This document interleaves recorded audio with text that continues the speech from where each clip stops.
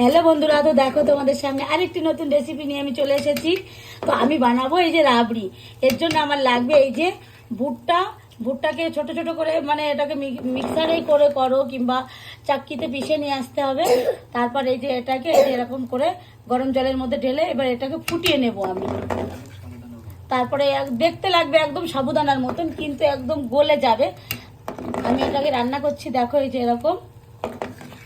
তো বন্ধুরা দেখো, এই যে এটা আমার রান্না হয়ে গেছে। এটা কিন্তু ফেনা ভাতের মতন হবে, দেখেছো?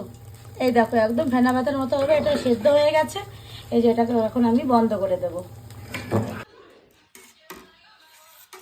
হ্যালো গাইস, তো দেখো এই যে আমি মাখির দোলো আগে রান্না করে নিয়েছিলাম, সেটাকে এই যে দই দিয়ে এই যে এরকম মিক্স করে নিয়েছি। এবার এর মধ্যে এই যে জিরে, কাঁচা জিরেই মিক্সারে এই যে মিক্স করে নিয়েছি।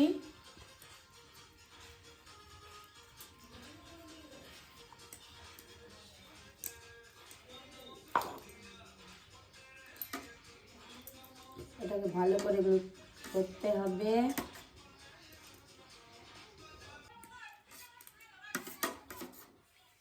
এবার এর মধ্যে এই যে আমি কাজু আর বাদাম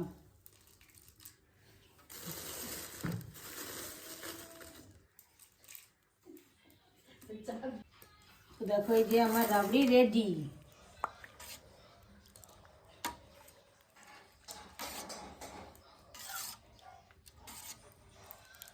খেতে কিন্তু দারুণ টেস্ট।